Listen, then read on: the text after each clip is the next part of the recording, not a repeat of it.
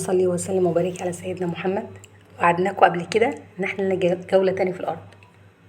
يلا بينا نتمشى في الارض ونشوف الدنيا عاملة فيها ايه. شوفوا الرز يا جماعة، هو مزروع والطبيعة الحلوة والجو الجميل. كان لازم ان احنا نيجي تاني ونشوف الدنيا والجو، كل حاجة هنا حلوة ما شاء الله.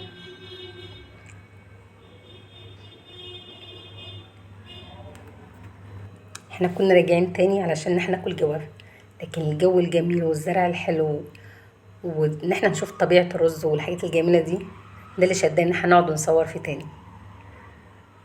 انا اول مرة اصلا اشوف زراعة الرز، ما شاء الله حلو. ربنا يبارك لاصحابه فيه يا رب.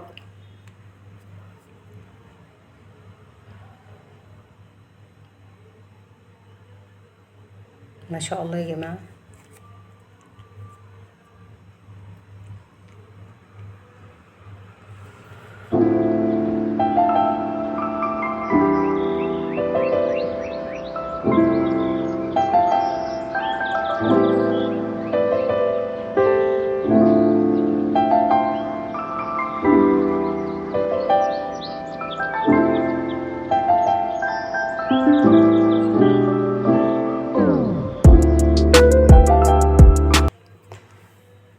عايزه اقول لكم بقى على شكل النخل بقى يا جماعه في الغروب، حاجه تانية.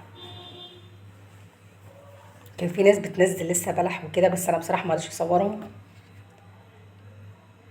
ما شاء الله. على فكره يا جماعه الارض بتديكوا طاقه ايجابيه جميله.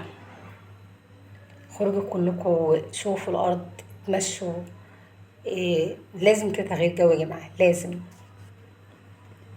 الله على شكل الغروب، حاجه تانية. ده طبعا الرز.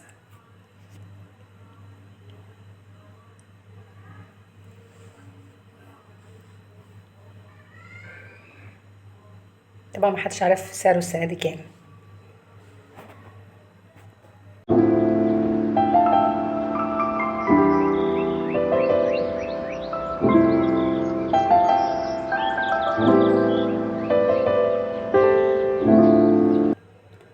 سبحان الله يا جماعه على الجو ده.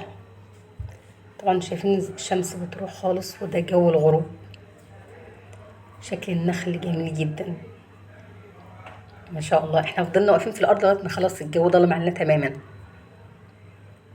ما شاء الله. زي ما قلت لحضرتك، راحه نفسيه جميله.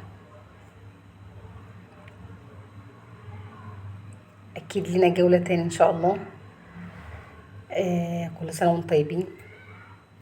السلام عليكم.